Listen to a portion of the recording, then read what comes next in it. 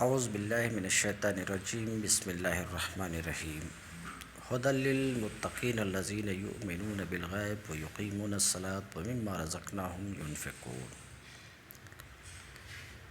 ہدایت ہے ان پرہیزگار لوگوں کے لیے، متقین پرہیزگار لوگوں کے لیے، الذین یؤمنون بالغیب، جو غیب پر ایمان لاتے ہیں، ویقیمون الصلاۃ، نماز اور نماز قائم کرتے ہیں، ومما رزقناہم ینفقون، اور جو رزق ہم نے ان کو دیا ہے اس میں سے خرچ کرتے ہیں۔ تو ھدی للمتقین، یہ کتاب ہدایت ہے۔ واضح رہے، پچھلے درس میں بھی میں بیان کر چکا ہوں، یہ کتاب ہے تو سراپا ہدایت، مگر جیسا کہ ھدی للناس اسی کتاب میں موجود ہے، مگر اس کتاب کی ہدایت سے فائدہ اٹھانے کے لیے کچھ شرطیں ہیں۔ پہلی شرط یہ ہے کہ آدمی متقی ہو۔ اس کتاب کی ہدایت سے وہی لوگ فائدہ اٹھا سکتے ہیں، بات سمجھ رہے ہیں؟ وہی لوگ فائدہ اٹھا سکتے ہیں جو متقی ہوں۔ کیا ہوں؟ متقی ہوں۔ متقی کا ترجمہ پرہیزگار سے کیا جاتا ہے، یعنی جس میں بھلائی اور برائی کی تمیز موجود ہو، اور جو شخص برائی سے بچنا چاہتا ہو، بھلائی کا طالب ہو اور بھلائی پر عمل کرنے کا خواہش مند ہو، وہی لوگ اس کتاب کی ہدایت سے فائدہ اٹھا سکتے۔ رہے وہ لوگ جو دنیا میں جانوروں کی طرح جیتے ہیں، جنہیں یہ فکر لاحق نہیں ہوتی کہ جو کچھ وہ کر رہے ہیں وہ صحیح بھی ہے یا صحیح نہیں ہے، ایسے لوگ اس کتاب کی ہدایت سے فائدہ نہیں اٹھا سکتے۔ بات آپ سمجھ رہے ہیں؟ تو اس کتاب کی ہدایت سے فائدہ اٹھانے کے لیے پہلی بنیادی شرط ہے کہ آدمی متقی ہو، یعنی برائی سے بھاگنے والا اور نیکی کا طلبگار ہو۔ الذین یؤمنون بالغیب، ان پرہیزگاروں کے لیے ہدایت ہے، ان پرہیزگاروں کے لیے جو غیب پر ایمان لاتے ہیں۔ سمجھ رہے ہیں؟ قرآن سے فائدہ اٹھانے کے لیے یہ دوسری شرط ہے کہ آدمی غیب پر ایمان رکھتا ہو، آدمی غیب پر ایمان رکھتا ہو۔ اب آپ کہیں گے غیب سے کیا مراد؟ تو غیب سے مراد وہ حقیقتیں ہیں جو انسان کے حواس سے پوشیدہ ہیں۔ انسان کے حواس یعنی آنکھ، کان، زبان، ہاتھ، ناک، ان سے جو پوشیدہ ہیں۔ بات سمجھ رہے ہیں؟ اور کبھی براہ راست انسانوں کے تجربے اور مشاہدے میں نہیں آ سکتی، اور وہ کیا ہے؟ وہ اللہ تعالیٰ کی ذات و صفات ہیں۔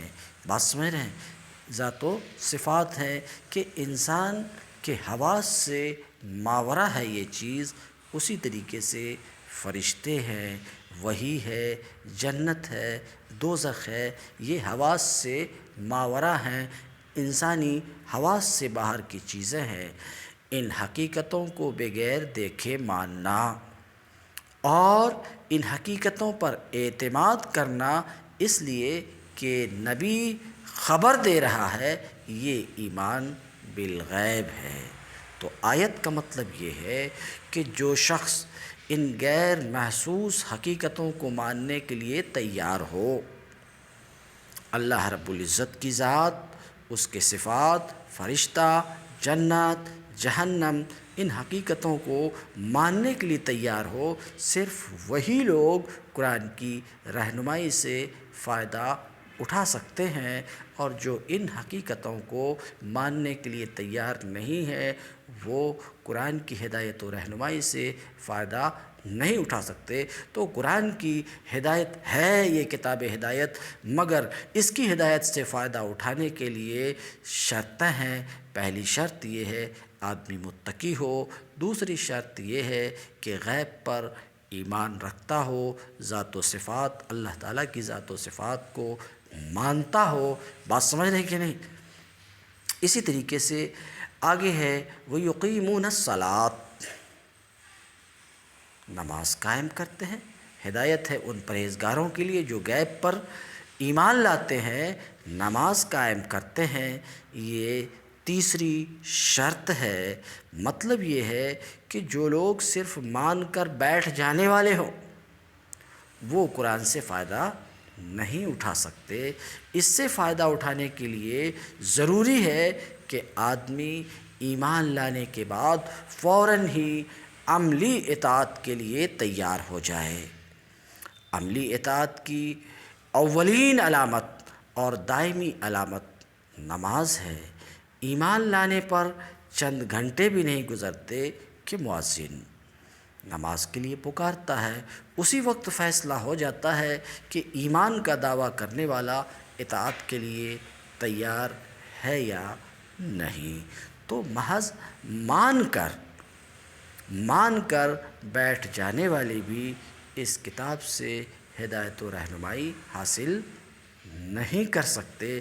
تو یہ کتاب ہدایت ہے ان پرہیزگاروں کے لیے جو غیب پر ایمان لاتے ہیں اور نماز قائم کرتے ہیں، یعنی اطاعت رب کے لیے تیار رہتے ہیں۔ وَمِمَّا رَزَقْنَاهُمْ يُنْفِقُونَ، اور جو رزق ہم نے ان کو دیا ہے اس میں سے خرچ کرتے ہیں۔ یہ قرآن کی رہنمائی سے فائدہ اٹھانے کے لیے چوتھی شرط ہے کہ آدمی تنگ دل نہ ہو، زر پرست نہ ہو۔ سمجھ رہے ہیں؟ اس کے مال میں خدا اور بندوں کے جو حقوق مقرر کیے جائیں انہیں ادا کرنے کے لیے تیار ہو۔ ٹھیک ہے؟ جس چیز پر ایمان لایا ہے اس نے، اس کی خاطر مالی قربانی کرنے میں دریغ نہ کرے۔ ایسے لوگ ہی اس کی ہدایت و اس کتاب کی ہدایت و رہنمائی سے فائدہ اٹھا سکتے ہیں۔ ٹھیک ہے؟ وَالَّذِينَ يُؤْمِنُونَ بِمَا أُنزِلَ إِلَيْكَ، اور جو کتاب تم پر نازل کی گئی ہے یعنی قرآن، اور جو کتاب تم پر نازل کی گئی ہے، اور جو کتابیں وَمَا أُنزِلَ مِن قَبْلِكَ، اور جو کتابیں تم سے پہلے نازل کی گئی تھی، ان سب پر ایمان لاتے ہیں۔ وہی جو اس طرح کے لوگ ہیں وہی اس کتاب کی ہدایت سے فائدہ اٹھا سکتے ہیں۔ مطلب شارٹ میں یہ ہے کہ اس کتاب کی ہدایت سے فائدہ اٹھانے کے لیے یہ بھی شرط ہے کہ آدمی متعصب نہ ہو، اس میں علاقائی، نسلی اس طرح کی عصبیت نہ ہو۔ اگر متعصب ہے تو وہ بھی اس کتاب کی ہدایت سے فائدہ نہیں اٹھا سکتے۔ بات سمجھ رہے ہیں؟ وَبِالْآخِرَةِ هُمْ يُوقِنُونَ، اور آخرت پر یقین رکھتے ہیں۔ اور آخرت پر اب پورا ترجمہ یہ ہوا، ملا کر کے دیکھیے۔ ہدایت ہے ان پرہیزگاروں کے لیے جو غیب پر ایمان لاتے ہیں۔ سمجھ رہے ہیں؟ وَيُقِيمُونَ الصَّلَاةَ، نماز قائم کرتے ہیں۔ وَمِمَّا رَزَقْنَاهُمْ يُنْفِقُونَ، جو رزق ہم نے ان کو دیا ہے اس میں سے خرچ کرتے ہیں، وَالَّذِينَ يُؤْمِنُونَ بِمَا أُنزِلَ إِلَيْكَ وَمَا أُنزِلَ مِن قَبْلِكَ، جو کتاب تم پر نازل کی گئی اور جو کتابیں تم سے پہلے نازل کی گئی تھی ان سب پر ایمان لاتے ہیں۔ وَبِالْآخِرَةِ هُمْ يُوقِنُونَ، اور آخرت پر ایمان رکھتے ہیں۔ یہ چھٹی اور آخری شرط ہے۔ آخرت ایک جامع لفظ ہے جس کا اطلاق بہت سے عقائد کے مجموعے پر ہوتا ہے۔ مثلاً یہ کہ انسان اس دنیا میں غیر ذمہ دار نہیں ہے، بلکہ اپنے سارے کاموں کے لیے خدا کے سامنے جواب دہ ہے۔ اسی طریقے سے آخرت کا لفظ اس پر بھی بولا جاتا کہ یہ دنیا کا موجودہ نظام ابدی نہیں ہے، ہمیشہ کے لیے نہیں ہے، بلکہ ایک وقت پر جسے خدا ہی جانتا ہے اس نظام کا خاتمہ ہو جائے گا، یہ نظام ختم ہو جائے گا۔ آخرت کا لفظ اس پر بھی بولا جاتا ہے۔ اسی طریقے سے آخرت کا لفظ اس پر بھی بولا جاتا ہے کہ اس عالم کے خاتمہ کے بعد اللہ تعالیٰ ایک دوسرا عالم بنائے گا۔ اس عالم کے خاتمہ کے بعد اللہ تعالیٰ ایک دوسرا عالم بنائے گا، اس میں پوری نوع انسانی کو جو ابتدائے پیدائش سے قیامت تک زمین پر پیدا ہوئی تھی بیک وقت دوبارہ پیدا کرے گا، اور سب کو جمع کر کے ان کے اعمال کا حساب لے گا، اور ہر ایک کو اس کے کیے کا پورا بدلہ دے گا۔ بات سمجھ رہے ہیں؟ تو آخرت ایک جامع لفظ ہے۔ اس کتاب کی ہدایت سے وہی لوگ فائدہ اٹھا سکتے ہیں جو آخرت پر ایمان رکھتے ہیں کہ ایسا بھی ہوگا جو باتیں ابھی ذکر کی گئی۔ اولئک علی ھدی من ربہم واولئک ھم المفلحون۔ ایسے لوگ جن کا بھی ذکر کیا گیا، اولئک اس میں اشارہ اس کے لیے مشار، ایسے لوگ، کیسے لوگ؟ جو اپنے رب کی طرف متقین، جو متقی ہیں، غیب پر ایمان رکھتے ہیں، الی آخرہ، ایسے ہی لوگ، الی آخرہ، ایسے لوگ اپنے رب کی طرف سے ہدایت پر ہیں، راہ راست پر ہیں۔ وَأُولَٰئِكَ هُمُ الْمُفْلِحُونَ، اور یہی لوگ مراد کو پہنچنے والے ہیں، یہی لوگ کامیاب و کامرہ ہیں جو ایسے ہیں۔ کیسے ہیں؟ الی آخر، متقی ہیں، غیب پر ایمان رکھتے ہیں۔ بات سمجھ رہے ہیں؟ ایسے لوگ ہی مراد کو پہنچنے والے ہیں، ایسے ہی لوگ قرآن کی نظر میں کامیاب ہیں۔ وہ کامیاب نہیں ہیں جو زیادہ سے زیادہ دولت جمع کر لیتا ہے اور حقداروں پہ خرچ نہیں کرتا۔ آج کے دور میں وہ لوگ جو زیادہ دولت جمع کر لیتے ہیں، زیادہ شہرت حاصل کر لیتے ہیں، خواہ غلط طریقے سے شہرت حاصل کیے ہوں، خواہ غلط طریقے سے دولت حاصل کیے ہوں، اور حاصل کیے ہوئے دولت کو راہ خدا میں خرچ نہیں کرتے ہیں، آج کے دور میں ایسے لوگ کامیاب سمجھے جاتے ہیں۔ مگر قرآن کی نظر میں کامیاب کون ہیں؟ کامیاب متقین ہیں، غیب پر ایمان رکھنے والے ہیں، اللہ کے دیے میں سے خرچ کرنے والے ہیں، سمجھ رہے ہیں؟ نماز قائم کرنے والے ہیں، سمجھ رہے کہ نہیں؟ نماز قائم کرنے والے ہیں، آخرت پر یقین کرنے والے جو ہیں، یہ کامیاب ہیں۔ آگے، ان الذین کفروا سواء علیہم اانذرتہم ام لم تنذرہم لا یؤمنون۔ جن لوگوں نے کفر لغت میں اس کا معنی ہے انکار کرنا۔ کافر کو کافر اس لیے کہا جاتا ہے کہ وہ اللہ کے وجود، اللہ کی ذات و صفات کا انکار کرتے ہیں، سمجھ رہے ہیں؟ اللہ کے بھیجے گئے رسول کو رسول ماننے سے انکار کرتے ہیں، اس وجہ سے کافر کو کیا کہا جاتا ہے؟ کافر کہا جاتا ہے۔ تو کفر کے معنی لغت میں انکار کرنے کے ہیں۔ ان الذین کفروا سواء علیہم اانذرتہم ام لم تنذرہم، جن لوگوں نے ان باتوں کو تسلیم کرنے سے انکار کر دیا، وہ تمام 6 کی 6 شرطیں جو ابھی بتائی گئی، ان باتوں کے ماننے سے انکار کر دیا۔ بات سمجھ رہے ہیں؟ سواء علیہم انذرتہم ام لم تنذرہم، ان کے لیے جنہوں نے ان باتوں کو ماننے سے انکار کر دیا، ان کے لیے یکساں ہے، سوا یکساں، برابر ہے، یکساں ہے کہ خواہ تم انہیں خبردار کرو یا نہ کرو، بہرحال وہ ایمان لانے والے نہیں ہیں۔ مثلاً 6 شرطیں بیان کی گئی، صرف ایک کو لیتا ہوں۔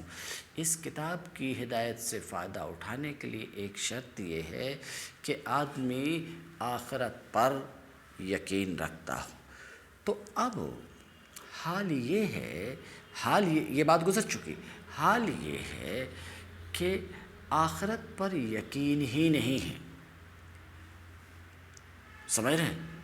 حال یہ ہے کہ ایک آدمی کا آخرت پر یقین ہی نہیں ہے، مانتا ہی نہیں ہے کہ آخرت بھی کوئی چیز ہے، اس بات کو مانتا ہی نہیں ہے کہ ایک اور عالم ہوگا جہاں ہمارے اعمال کا حساب و کتاب ہوگا اور ہمارے اعمال کا ہمیں بدلہ ملے گا۔ اگر اس بات کو آدمی مانتا ہی نہیں، بات سمجھ میں آ رہی ہے آپ کو؟ اس بات کو مانتا ہی نہیں ہے تو اب کتنا بھی تم انہیں ڈراؤ، کتنا بھی تم انہیں ڈراؤ، جب وہ آخرت کو مانتا ہی نہیں تو ظاہر سی بات ہے وہ ایمان نہیں لائے گا۔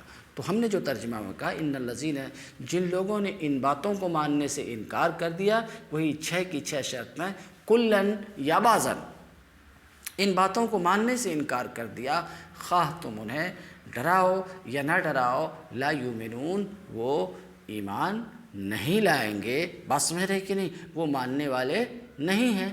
کیوں؟ جب آخرت کو مانتے ہی نہیں ہیں انہوں، تو تمہارے ڈرانے کا اس کے اوپر کوئی اثر ہی نہیں پڑے گا۔ بات آپ سمجھ رہے ہیں؟ یہ ایک تفسیر ہوئی۔ بعض لوگ کہتے ہیں کہ یہ آیت نازل ہوئی، سمجھ رہے ہیں، ابو جہل جیسے سخت کافر کے بارے میں، سمجھ رہے ہیں، ابو جہل جیسے سخت کافر کے بارے میں، سمجھ رہے ہیں کہ ان کا حال یہ ہے کہ ان کو ڈراؤ یا نہ ڈراؤ، یہ ایمان لانے والے نہیں ہیں۔ مگر یہ آیت جن آیات سے جڑ کر کے ہے، جن آیات سے جڑ کر کے ہے، ان سے جوڑ کر کے دیکھو تو معنی یہی ہے کہ جن لوگوں نے بھی انکار کر دیا ان باتوں، ان مذکورہ باتوں سے، ان مذکورہ شرطوں سے، تو جو کوئی ایسا ہے کہ ان تمام شرطوں یا بعض شرطوں کو نہیں مانتا، جو اس مقام پر ہے کہ وہ آخرت کو مانتا ہی نہیں ہے، بات مثال کے طور پہ آخرت بول رہا ہوں، آخرت کو مانتا ہی نہیں، تو خواہ تم انہیں کتنا بھی ڈراؤ،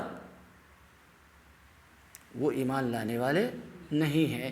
تو ایسے لوگوں سے بہت لمبی چوڑی امید وابستہ نہیں کی جا سکتی ہے کہ ڈرانے سے وہ ایمان لے آئیں گے، جس کا حال یہ ہے کہ وہ آخرت کو نہیں مانتا ہے، اللہ کو نہیں مانتا ہے۔ بات سمجھ رہے ہیں؟ ایسے لوگوں کو ڈرانے سے، سمجھ رہے ہیں، زیادہ توقع نہیں رکھی جا سکتی ہے کہ ایسے لوگ ایمان لے آئیں گے، وہ کوئی بھی ہو۔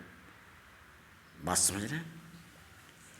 تو ان الذین کفروا سواء علیہم انذرتہم ام لم تنذرہم لا یؤمنون، جن لوگوں نے انکار کر دیا، جن لوگوں نے انکار کر دیا، ان کے لیے برابر ہے کہ تم انہیں خبردار کرو یا خبردار نہ کرو، بہرحال لا یؤمنون، وہ ماننے والے نہیں ہیں۔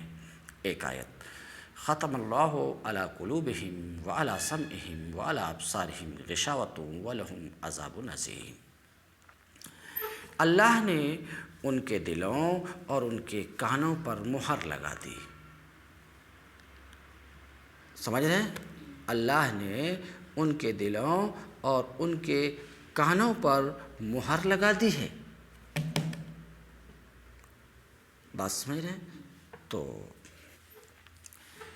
ہمارے سماج اور معاشرہ میں اس کی تفصیل پر آتا ہوں۔ ہمارے سماج اور معاشرہ میں یہ بار بار سنا جاتا ہے، لوگ بولتے ہیں ارے فلاں کے کان پر مہر لگی ہے، فلاں کے دل پر اللہ نے مہر لگا دیا ہے۔ بات سمجھ رہے ہیں؟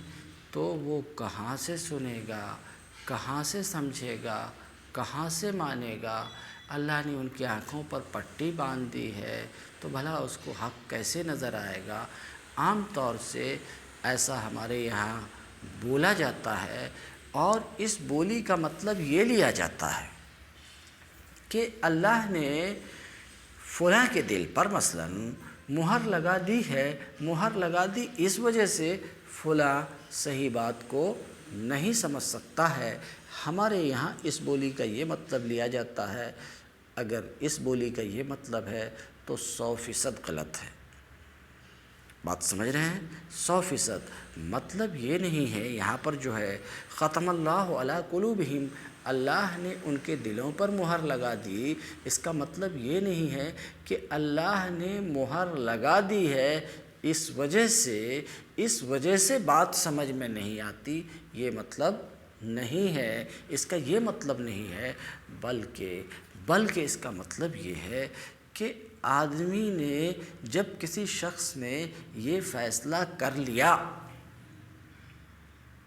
کہ ہمیں حق کا چہرہ نہیں دیکھنا ہے، ہمیں حق کو نہیں ماننا ہے، جب یہ فیصلہ کوئی شخص کر لیتا ہے، ذرا بات کو سمجھو کہ حق کا چہرہ ہمیں نہیں دیکھنا ہے، حق کو ہمیں نہیں ماننا ہے، تو اللہ رب العزت زبردستی اسے حق کا چہرہ نہیں دکھاتا ہے، زبردستی اس سے حق کو نہیں منواتا، حالانکہ اس بات پر وہ قادر ہے کہ زبردستی حق کا چہرہ دکھانا چاہے تو دکھا سکتا ہے، زبردستی منوانا چاہے تو منوا سکتا ہے، اللہ اس بات پہ قادر رکھتا ہے، مگر اللہ تعالیٰ کا یہ دستور نہیں ہے کہ زبردستی کسی ایسے شخص کو حق کا چہرہ دکھائے، کسی ایسے شخص کو حق کی حقیقت سمجھائے جو اپنے آپ کو تیار کر لیا ہے کہ نہ حق کا چہرہ دیکھنا ہے،